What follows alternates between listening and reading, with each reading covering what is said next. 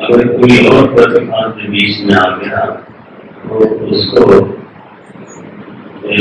कोई और संग बोल सकते हैं, सत्संग नहीं बोल पाते। चर्चाएं हजारों तरह की होती है। भागवत के आरंभ में सुखदेव जी ने बात करी कि सुनने और कहने के लिए दुनिया में हजारों लाखों चीजें हैं, एक तो नहीं है। तो कहने सुनने के लिए चीजें बहुत है, जिसका जहां मन लगता है। लेकिन करने की चीज क्या है? कहने सुनने के लिए बहुत चीजें हैं, ठीक है, लेकिन करने की चीज क्या है? पूरे सत्संग रहा। सत्संग कौन है? क्या है? मैंने उनकी बोली जय आदि आरंभ हुई प्रभु चर्चा से हो, मध्य भी उसी से हो, भरा हुआ और अवसान भी उसी से हो। ऐसी गोष्ठी ऐसी बैठक को सत्संग कहा जाएगा। और कभी कभी जो भटक जाते हैं, हम सत्संग से शुरू करते हैं, लेकिन बीच में चर्चा, लेकिन अब कुछ और कोई होने लगती है और समापन और कुछ हो जाता है। तो फिर उस गोष्ठी के प्रति शंका होगी कि शुरुआत तो ठीक करी थी, शुरुआत ठीक करी थी, लेकिन बीच में कुछ गर्मागर्मी हो गई। और गर्मागर्मी हो गई तो है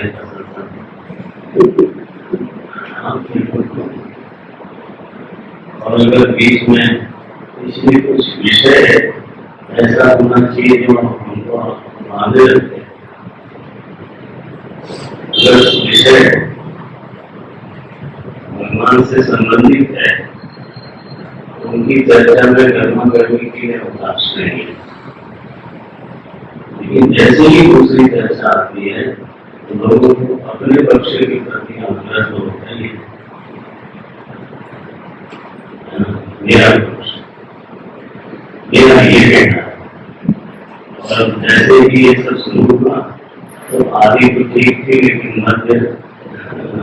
मध्य बिगड़ गया और अवसान भी। अवसान कहाँ शांति से होगा?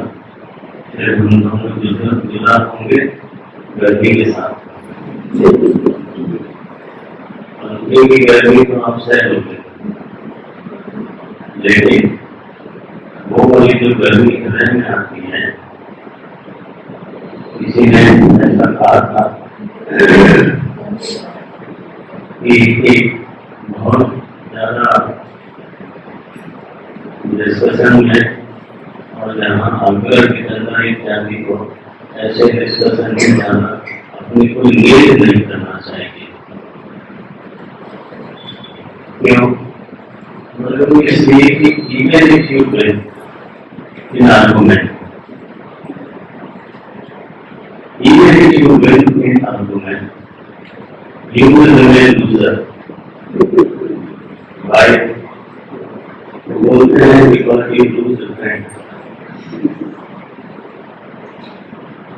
जिससे गर्म गर्मी हुई एक बर्बाद पाई जाती है, you will lose only. Even if you win in argument, मुझे बहुत अच्छा लगा था ये बात कि इसलिए पहले ही सावधान रहना है कि कहाँ जा रहे हैं, इसके मध्य में कौन सी गर्मी आएगी। नहीं जीवन आगे मध्य अवसाना प्रभु प्रतिपाद्य। प्रतिपाद्य तो हम परमात्मा ही प्रतिपाद्य हो, प्रभु प्रतिपाद्य राम दुकाना। ऐसा ऐसा कुछ गोष्ठी है, ऐसे लोगों के साथ अगर हम बैठे हैं तो फिर तो शांति से समापन होता है।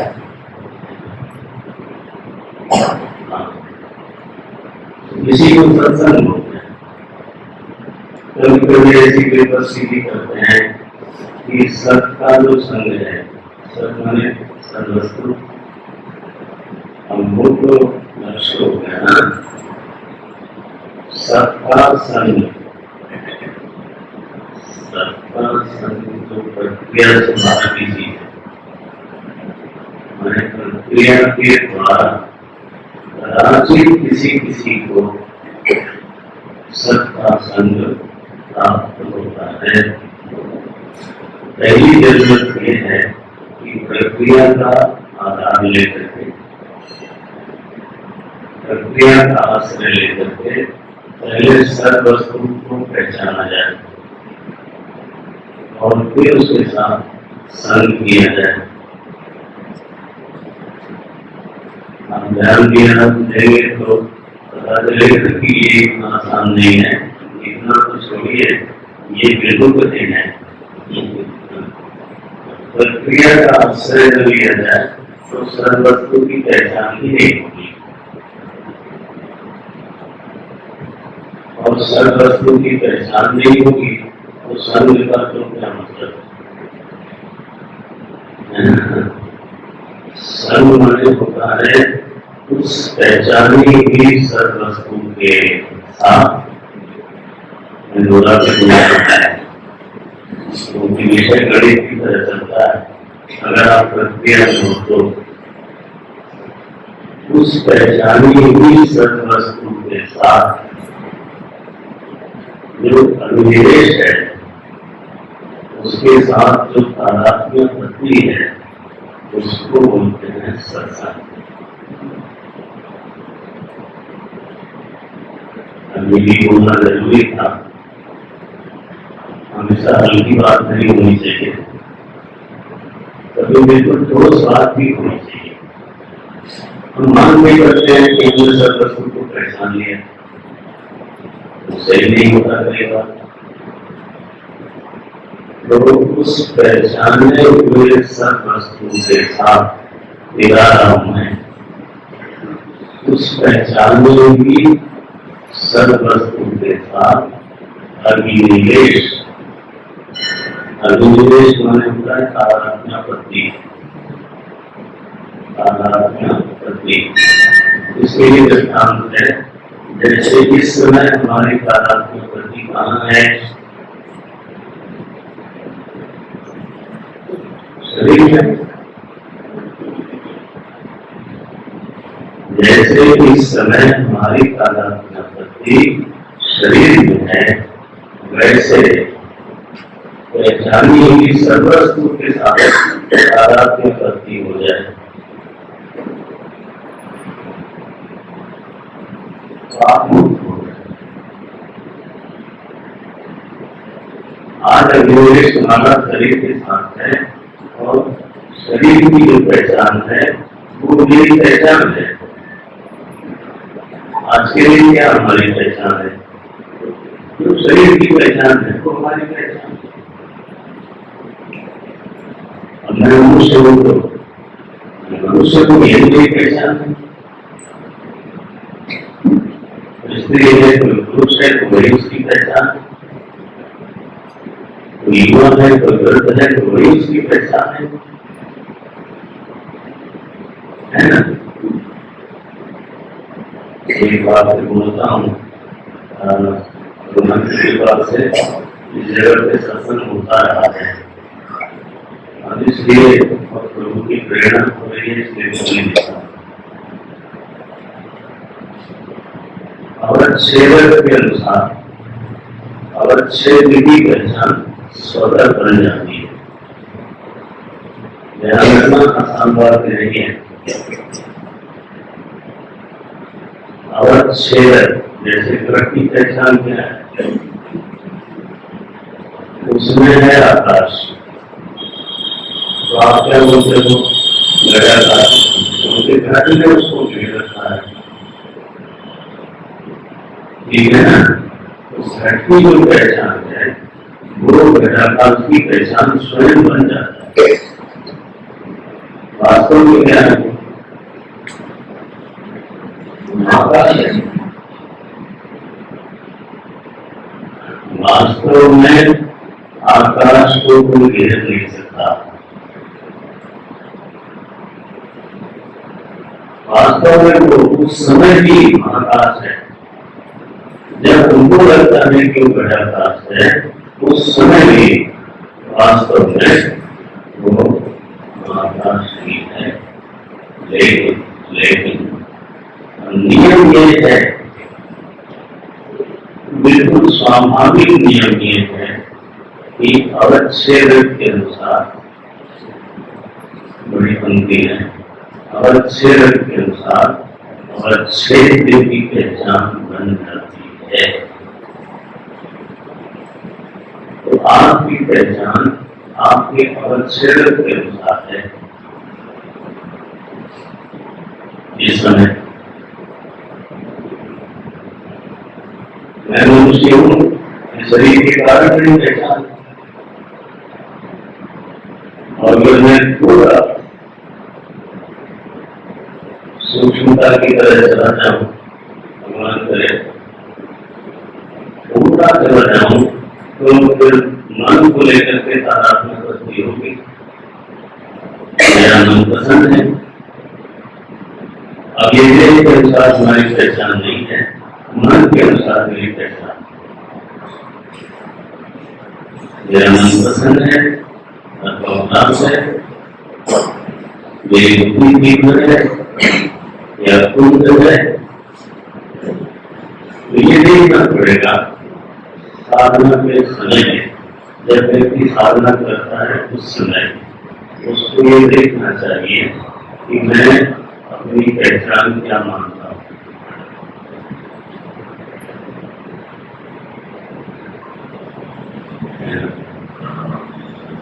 मैं तो दूसरा नहीं, मैं तो अपनी पहचान क्या मानता हूँ,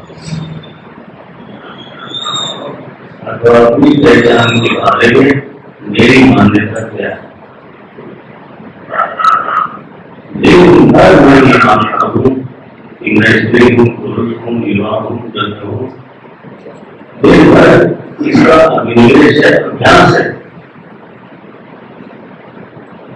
इतना दृढ़ अभ्यास सोचिए कि कोई दिन भर समाधि लगाता होगा और हम दिन भर अपनी इस पहचान के अनुसार जीते हैं, और इस पहचान के अनुसार सोते हैं, और इस पहचान के अनुसार फिर सुबह जागते हैं। आप अपना देखो, हमारा जो देहाभ्यास है वो कितना प्रबल है, ये बात देखने की।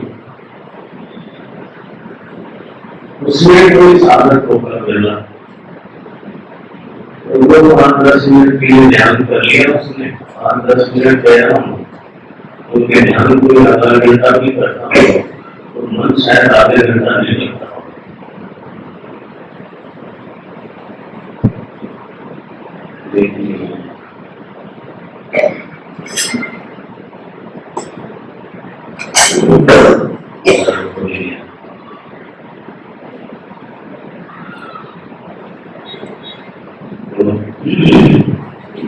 काम चल जाएगा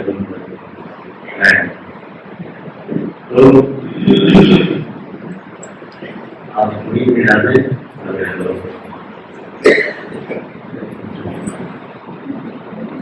तो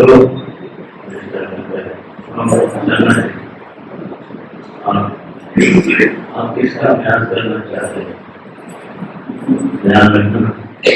अभी जो चर्चा चल रही है वो थोड़ा गंभीर है, किसी को बेहतर रूप में नहीं करना चाहिए। आप ये इतना कर्म होना चाहिए कि कोई करना भी चाहे तो न कर सके, ठीक है ना। बात सोचता होनी चाहिए, कोई करना भी चाहे तो न कर सके। अच्छा, मैं कह रहा था कि देहाभ्यास या देहाभ्यास तो बहुत प्रबल है, निरंतर हो रहा है, लेकिन कभी कोई लोग थोड़ा श्रवण, थोड़ा मनन, थोड़ा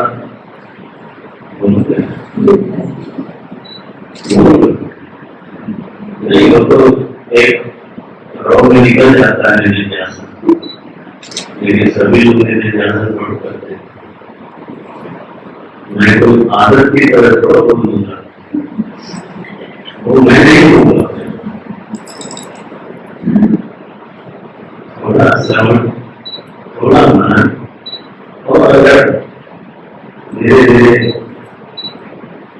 सत्संग का प्रभाव चले, बीच में डालना था, धीरे धीरे अगर सत्संग का प्रभाव चले तो पूरा निधिध्यासन ही होने लगता है।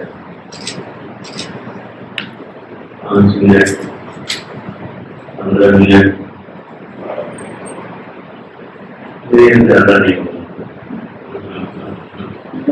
Sitting time, the period of time, वो हो सकता है ज्यादा हो, हमने अपने लोग से हो सकता है। सीटिंग वो एक अलग मानते हैं, लेकिन कितनी देर मन सच से जुड़ गया,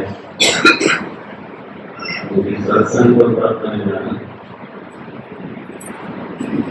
जब जितनी देर बहुत कठिन है, लेकिन सर्व वस्तु के साथ सर्व हो और उसके साथ निवेश हो जाए। अब निवेश माने उसी सर्व वस्तु में तादात्म्य प्रति बोले तो पहचानी हुई सर्व वस्तु में तादात्म्य प्रति बिल्कुल पक्की तरह से बोलूं तो पक्की तरह से बोलूं तो ऐसा कहना पड़ेगा कि पहचानी हुई सर्व वस्तु के अनुकूल अपने भीतर मान्यता होता है। मेरे बारे में मेरी बड़ी मान्यता हो जैसे कि सर्व वस्तु है। आसान बात नहीं है, मैं जानता हूँ, लेकिन आपका पूरा प्रयास होना चाहिए कि इस बात को समझा जाए। मुझे मालूम है कि ये बात आसान नहीं होती, ऐसा समझना है, बोलना है, लेकिन इसके बावजूद मुझे कहना यही है, कभी तो सर्व वस्तु की बात करनी ही चाहिए। आखिर हम लोग सत्संग में बैठे हैं, सत्संग में बैठे हैं, माने ये है कि मेरी अपने बारे में वैसी ही मान्यता हो जाए जैसी सर्व वस्तु है।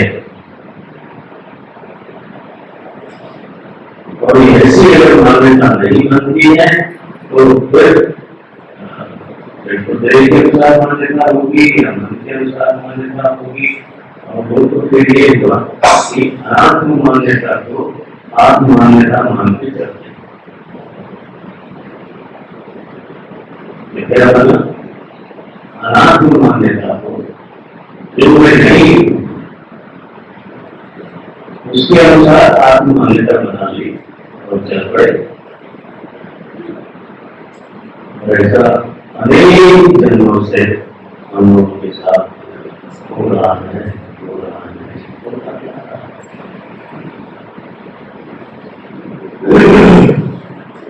12 बजे में कहा गया, भगवान ने अपनी ओर से तरक्की की, अपनी ओर से तरक्की की। क्या कहा उन्होंने? भागवत जी की ये मधुर वाणी है, उसमें भगवान ने 3 चीजें आपको हमको अपनी ओर से पहले दे दिया। पहले क्या दिया? मुझे पशु पक्षी का शरीर दे दिया, मनुष्य का शरीर दे दिया, खुले हमारी कमाई है, जो विचार न करें तो ही अच्छा। दूसरी बात ने ऐसा नहीं कहा कि आपकी कमाई है, और ये भी मत समझना कि एक्सीडेंटल है। हाँ, लोग मान ही लेते हैं कई बार कि एक्सीडेंटल है, इसमें क्या था भावना नहीं था, लोगों को गरीब करुणा न रहे। उन्होंने ये नहीं कहा कि एक्सीडेंटल है, और ये भी नहीं कहा कि ये आपके कर्म की कमाई है।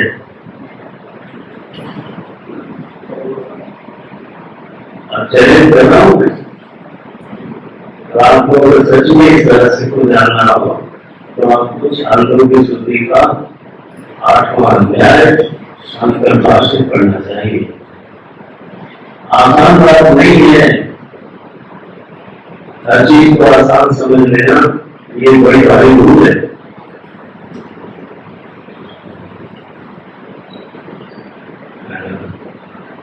छात्रों की शुद्धि का 8वां अध्याय आपको भाष्य के साथ पढ़ने को मिल जाए और समझ में भी आ जाए,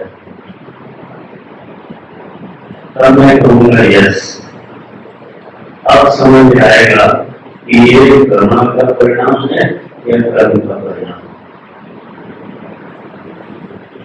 कर्म का परिणाम नहीं है। उनसे उन्होंने लिखा तो आप समझते हैं ये लोग ऐसे बिना सोचे समझे बोलने वाले लोग नहीं थे। तो स्वामी जी के बारे में एक विद्वान ने कहा कि 237 ग्रंथों का समावेश रामचरितमानस में है। लोग ऐसे माने बैठे हैं कि एक बात भी अगर लोग गुना है तो उसको उसी गंभीरता से हमको लेना भी चाहिए। करुणा करुणा के तात्पर्य तो ये कह रही है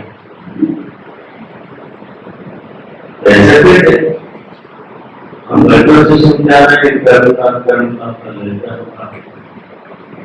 तुलसी बाबा को इतनी समझ नहीं आई, तब हम पहले करुणा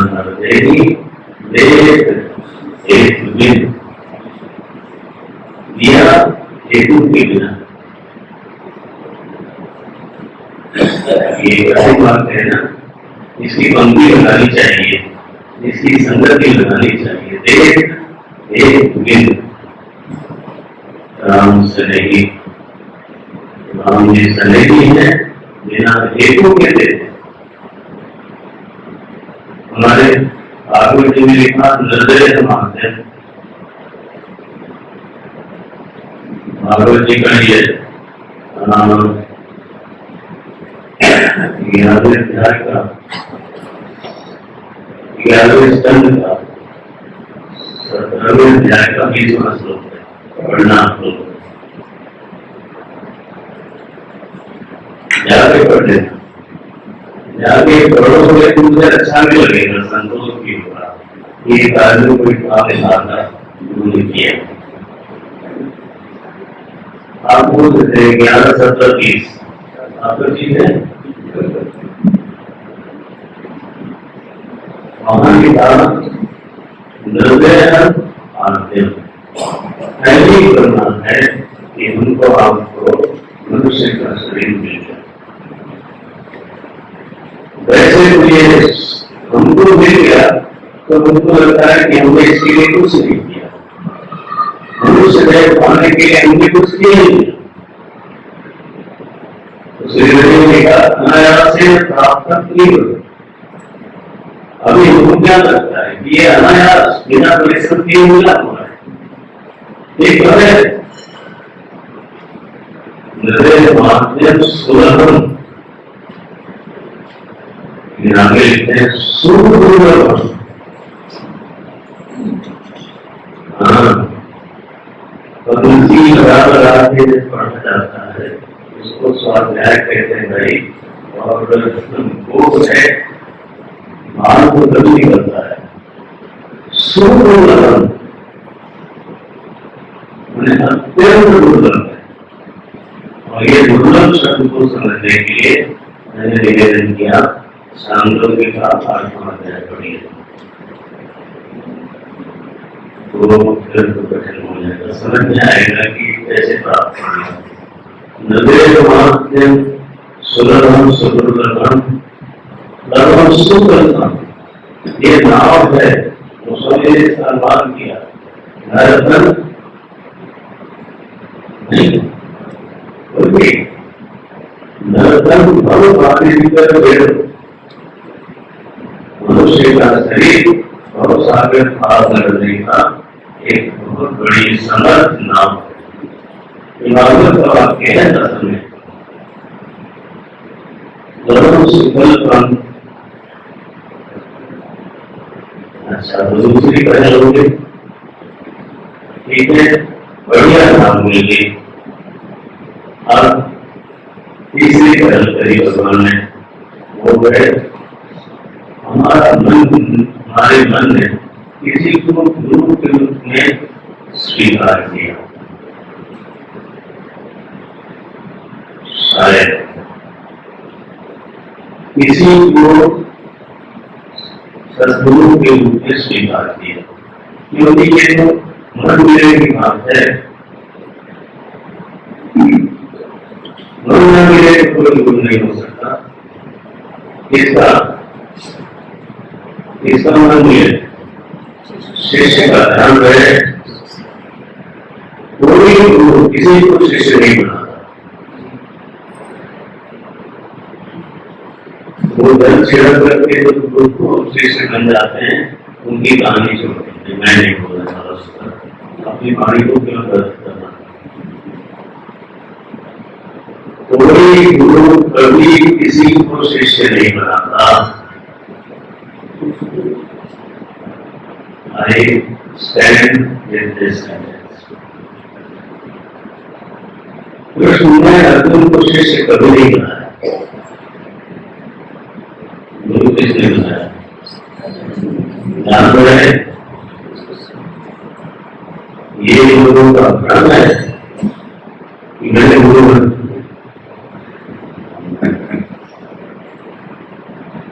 अर्जुन ने गुरु बनाया।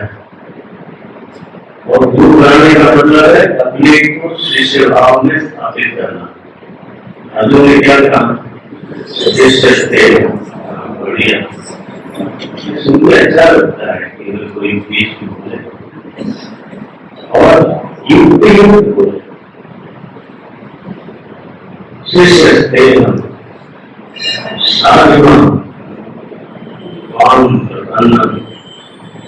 ये बात अर्जुन ने कही, कृष्ण ने नहीं कही। हम सर्वदूर कहीं कहा है। और हमारे मुद्दे से किसी ने पूछ लिया कि स्वामी जी, गुरु शिष्य रिलेशनशिप क्या बोले?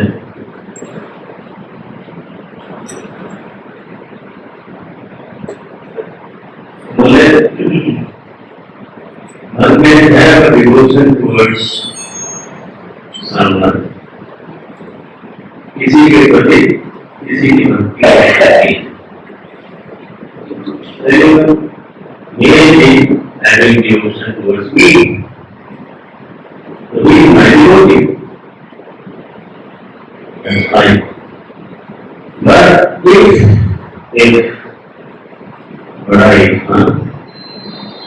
I want to accept him as my disciple,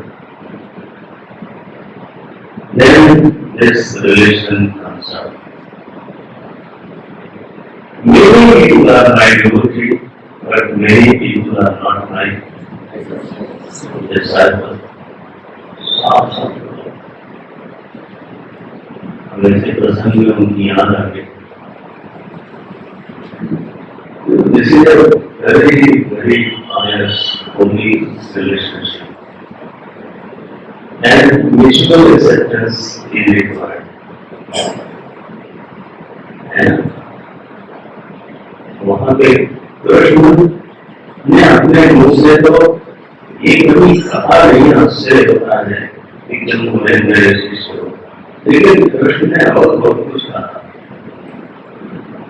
उन्होंने कहा प्रिय सिंह, क्या बोल रहे हैं, तुम मेरे प्रिय हो।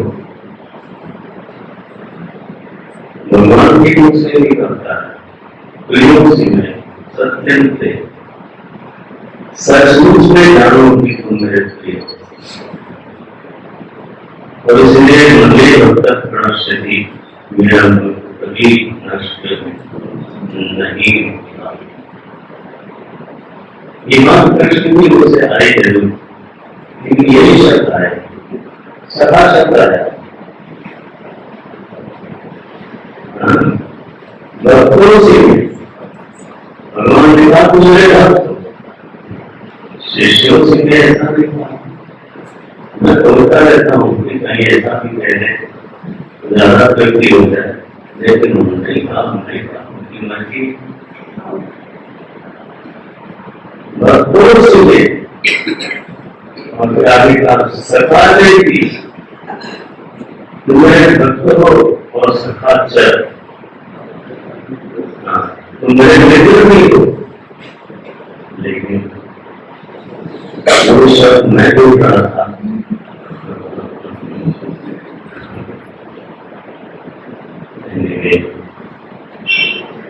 भाभी जी कह रहे हैं नदे माध्यम सुलभम सुलभम लवम, ये नौका है, लवम सुलभम गुरु कर रहा। उन्होंने कहा अगर किसी का मन मिल जाए, मन मिले से बात करें, अगर किसी का मन मिल जाए तो फिर गुरु शब्द सिद्ध होता है और फिर वो कान पकड़ने वाला होना चाहिए। गुरु मैंने क्या, उसके सामने छाती तान के नहीं चल सकते। गुरु जी तो कभी बोलते हैं नहीं, गुरु वही जो बुराए। आप शादी जल्दी करके चलोगे और गुरु महाराज ऐसे करके चलेंगे तो हो चुका। वासना वाला कौन है? गुरु। और देने वाला कौन है? शिष्य। ये तो उल्टे ही होगी जाना। तो पूरी सर्वांगी गुरु की कथा है ना, जिसको ये बड़ी इच्छा है कि ये चेला बन जाए तो हमारा काम हो जाएगा। ये चेला बन जाए और इसको किसी तरह से फंसा ले। ऐसी कथा नहीं करनी है, इसलिए मैं बंद कर देता हूँ। गुरु कर्ण धारण, कर्ण धारण का साधारण आप जानते हैं, ये नाव चलती है तो धारण के साथ नाव न करे, इसके लिए वो पतवार जो है वो धारा को थोड़ा सा इधर से इधर कर देता है तो नाव इधर जाने लगती है, इधर जाने लगती है, जैसी जरूरत आती है। ऐसे नहीं कि जिधर धारा बह रही है उधर चली जाए। अगर धारा के अनुसार ही बहना है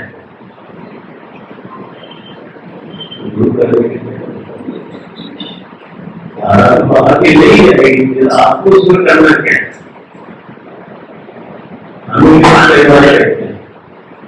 स्वामी जी आजकल ऐसे ही चलता है। ये तो यही हो कि धारा में आप भी हो, वो तो नहीं होगा। भगवान ने बड़ी करुणा करी है, पता नहीं कितने संसरण के बाद तो ये दोनों शरीर और इस तरह का संग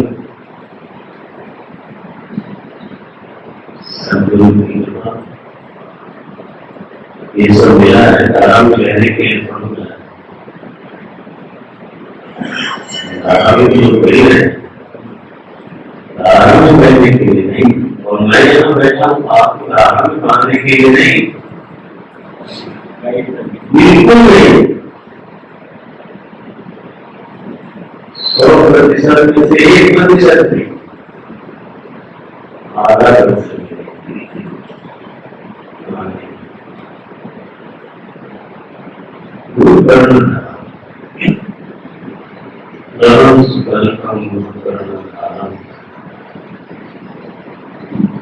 कहा। और उसके ऊपर से अगर भगवान की स्मृति में रहे कोई व्यक्ति, ध्यान रखने इसको जरा,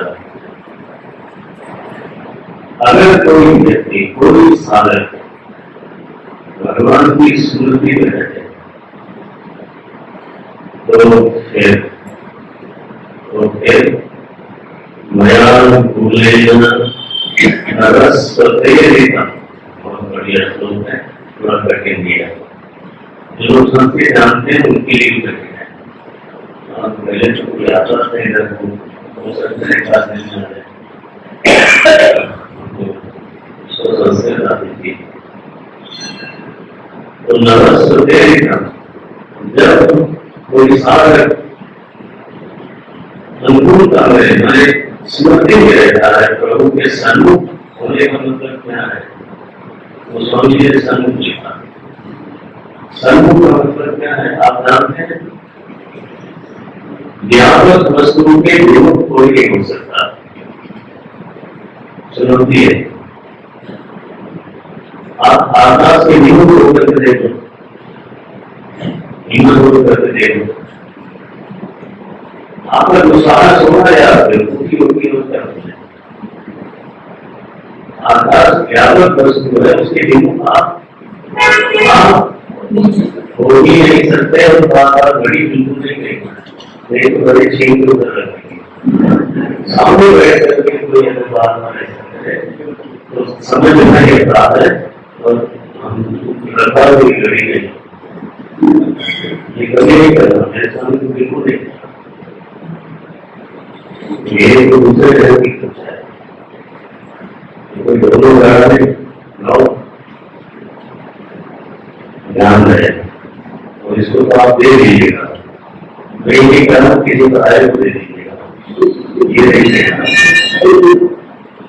गनीमत है कि मैं कह रहा हूँ कि किसी अपने को दे दीजिए। अच्छा देखो रिजर्व कर दिया, आपका ध्यान प्रोसेस नहीं है, आपका ध्यान नहीं हो रहा है। सुनना वो भी सामने बैठ करके आता है, दिल्ली बची हुई है लोग क्या करते हैं। अच्छा क्या बोला आप नहीं बोल सकते, भूलेगा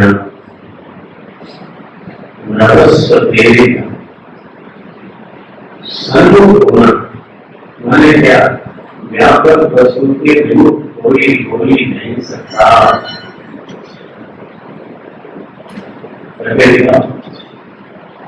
जिधर वो करोगे उधर कौन होगा? होगा नहीं, नहीं निकल गया तो नहीं निकल गया। जो वस्तु व्यापक है उसके विमुख कोई चाह करके भी नहीं हो सकता। आप क्या समझते हो कि ईश्वर है आकाश से भी बढ़िया है? ऐसा दिमाग चलाएंगे आप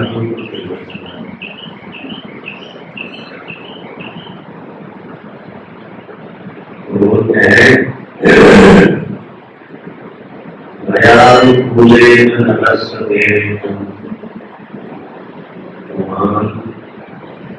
इतनी पहल मैंने कर दी है, भगवान बोलते हैं इतनी पहल मैंने कर दी है, लेकिन हरिओम हरिओम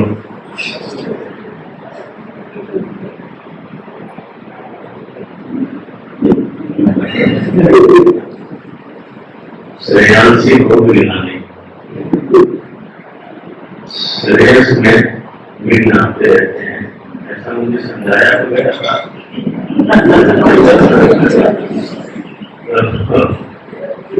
उमान भाव भी न करे,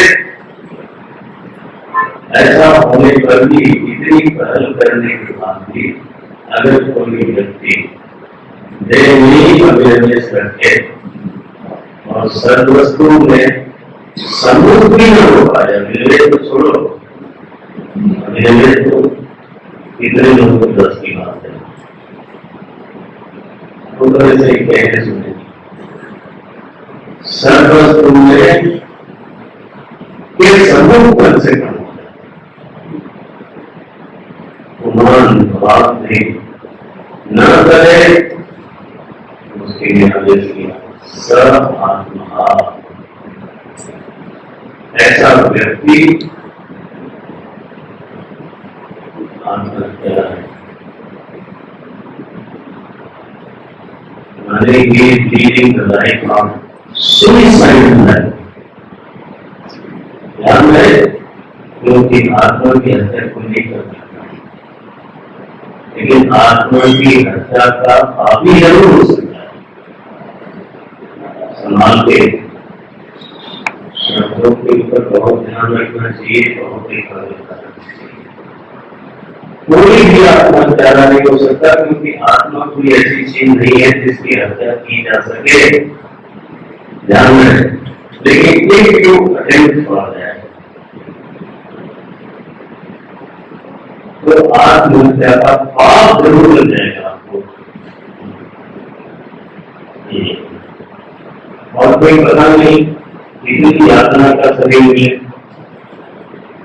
शरीर को मिलेगा, उसी को लोग प्रयत्न होते हैं और कभी और भी कुछ बोलते हैं, वो विषय नहीं है तो मैं बोल ही देता, लेकिन ध्यान रहे ये सब शास्त्र में है, प्रयत्न कल्पना नहीं है, नहीं तो गुरुकारी का तो प्रकरण ही नहीं आना चाहिए था,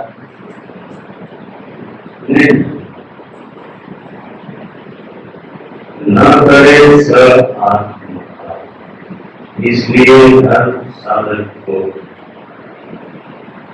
एटलीस्ट अटेम्प्ट जरूर करना चाहिए कि वो भगवान के सन्मुख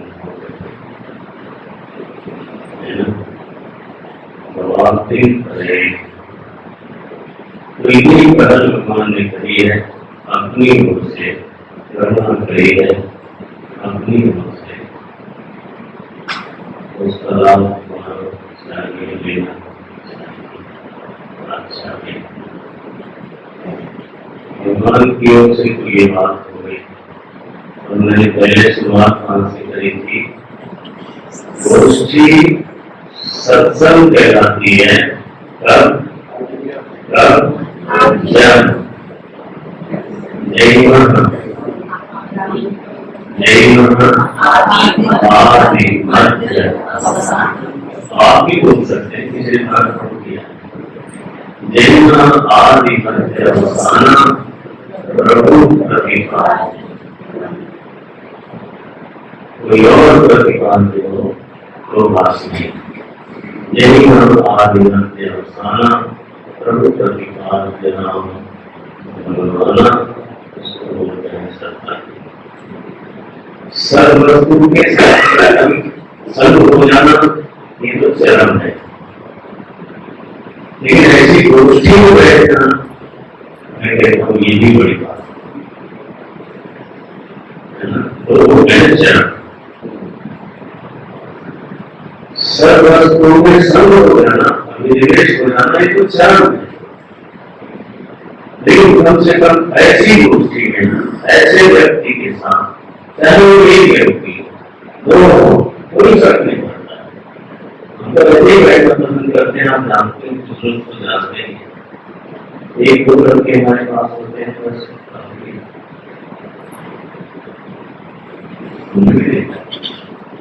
तीन चार लोग होते हैं, तो उनकी ऐसी बात मालूम है कहना संकोच ही होता है, लेकिन आज नहीं,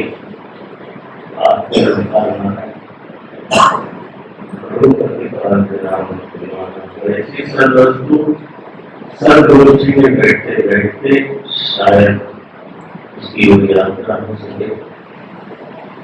सर्वत्र ज्ञान है। चलो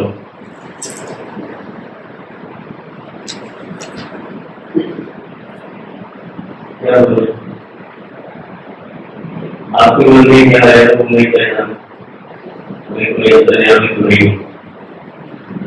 नहीं, आप सरदार करो तो मैं दोनों ही सर्वत्र ज्ञान है। यही बोला जाता है सत्संग संवस्तु। यहाँ पर बैठकर आपकी ऊर्जा बढ़ जाए, यहाँ पर बैठकर आपकी ऊर्जा बढ़ जाए, एनर्जी पॉजिटिव पॉजिटिव एनर्जी। कम से कम कोई बोला तो सही सर्वस्तु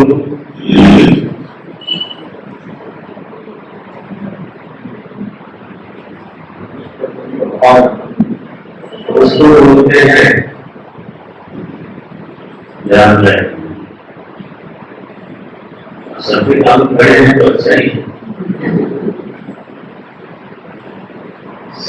सर्वस्तु वह वस्तु है जो आपकी चाह का विषय है।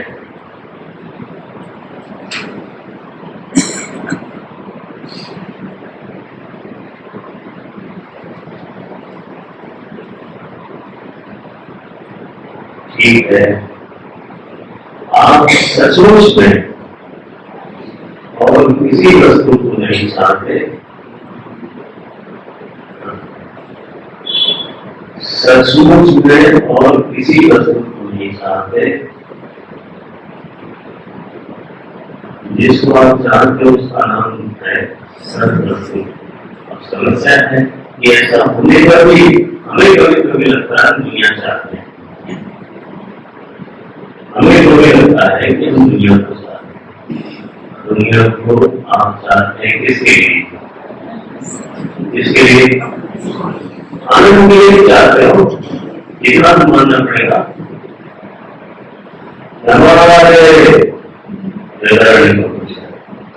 नमारे सर्वस्य कामाय सर्वं प्रेमवती। मेरे कान में करता हो ये भी पड़ेगा।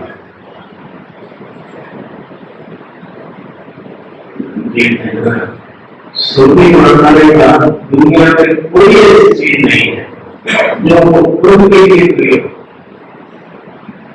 पूरा लंबा वाक्य सुना करके फिर नमारे सर्वस्य कामाय सर्वं प्रियं भवति। फिर आत्मस्य कामाय सर्वं प्रियं भवति। साफ साफ बोलते हैं आप ही शेष हो। ये शब्द भी नहीं समझाएगा। शेष बोले जिसके लिए, पूरी दुनिया आपके लिए, आप दुनिया के लिए नहीं हो। ये एक ऐसा सत्य है जिसको वे ही बोल सकता है, छोटे मोटे लोग बोल नहीं सकते। हाँ, ये तो ऐसी बात है। सर्वस्य नमारे आत्मस्तु कामाय सर्वं प्रियं भवति। और आप बोले दुनिया को चाहते हो आनंद के लिए, इसको समझने की व्याख्या है। दुनिया को चाहते हो आनंद के लिए, और आनंद को चाहते हो किसके लिए?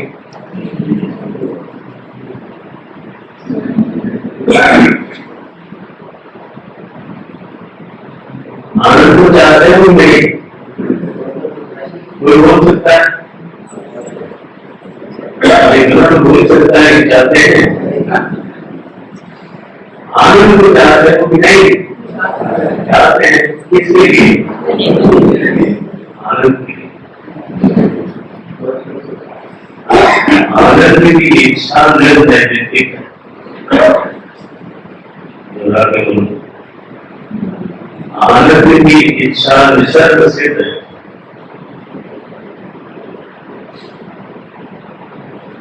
और दुनिया की इच्छा दूर से दूर से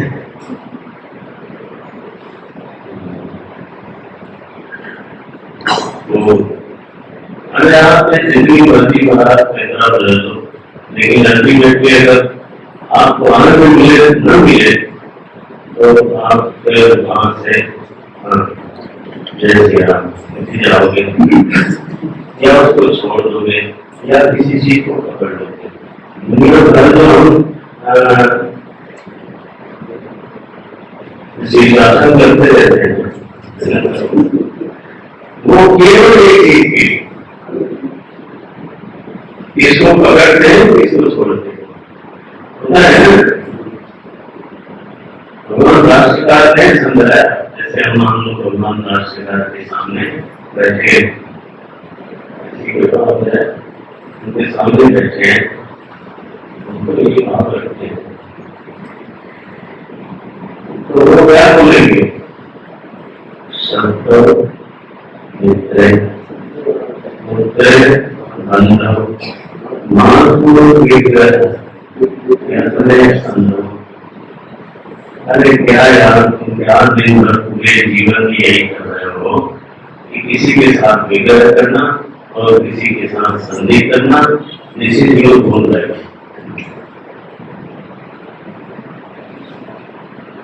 ऐसा उन्होंने कहा, कोई शैली करना चाहे करे भाई, तो स्वतंत्र है। मानगुरु यत्नम विग्रह संभव, making and breaking is the whole project of my life. Because we are changing this project, making it someone and then breaking it someone. This is what the project we are changing for.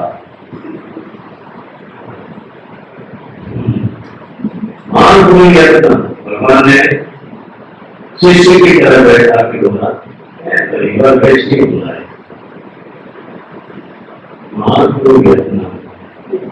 विग्रह संभव, विग्रह करना संधि करना, विग्रह करना संधि करना, जैसे बात विग्रह संभव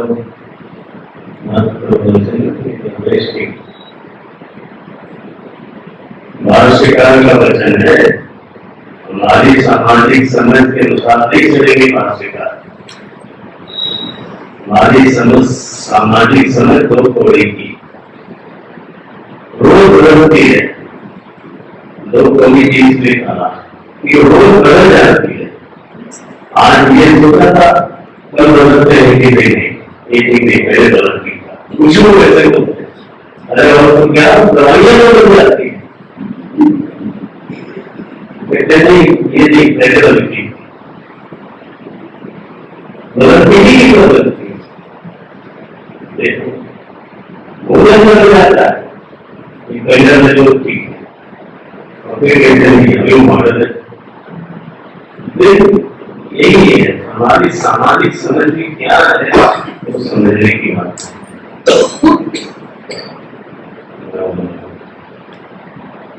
सर्व वस्तु तो वही है जिसके बारे में कोई धारणा बदलती नहीं। आत्मनस्तु कामाय सर्वप्रियं भवति। आत्मा का सृष्टि है, दुनिया के लिए नहीं है सृष्टि।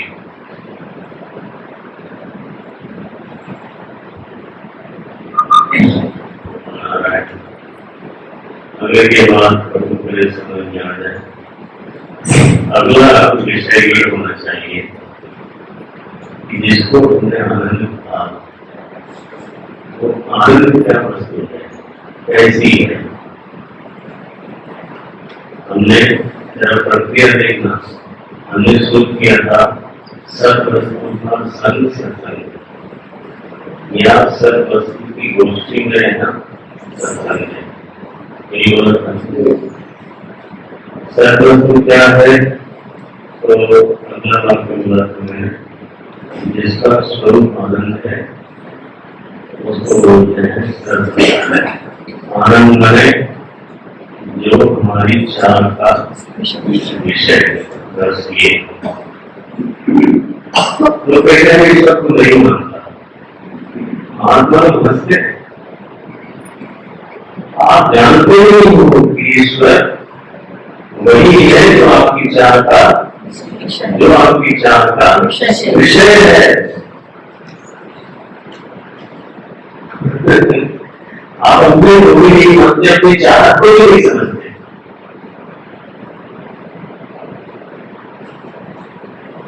तो ये बुद्धि की कोई हद होती है, बेकार है।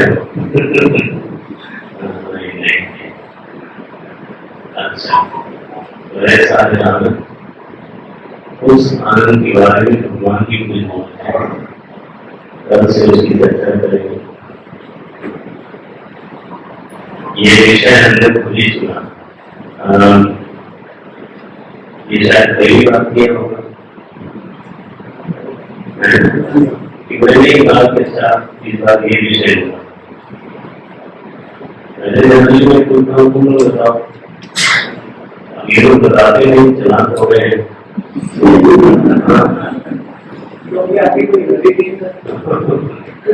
तो फिर हमने कहा अच्छा हम ये बताने के बाद चर्चा ये करते हैं, तब से काफी कर रहे हैं, करना है क्या?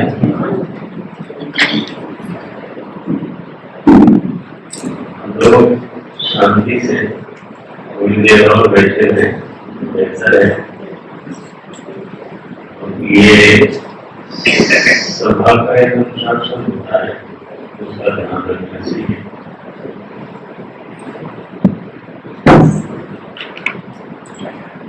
कभी कभी किसी को बहुत एजेंसी हो तो नहीं होता, लेकिन और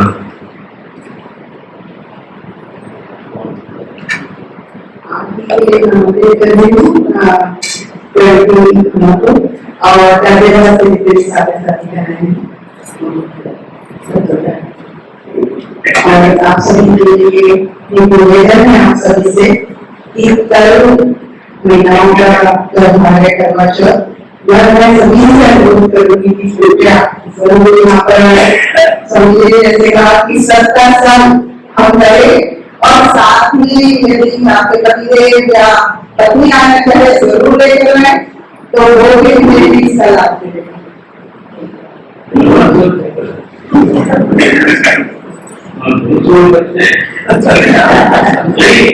समझे आज का लगता है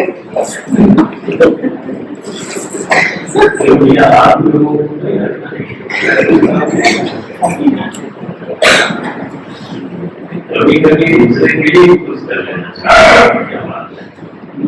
एक तरफा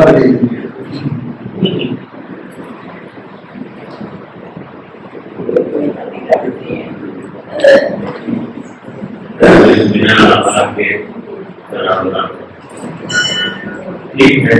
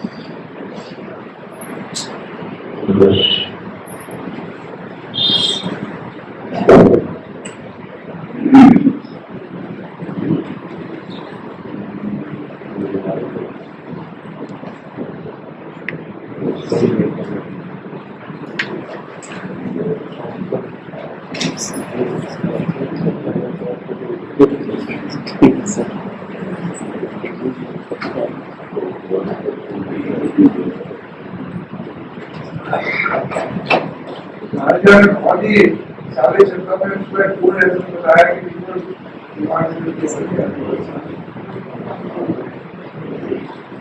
दूसरा बताया कि आपने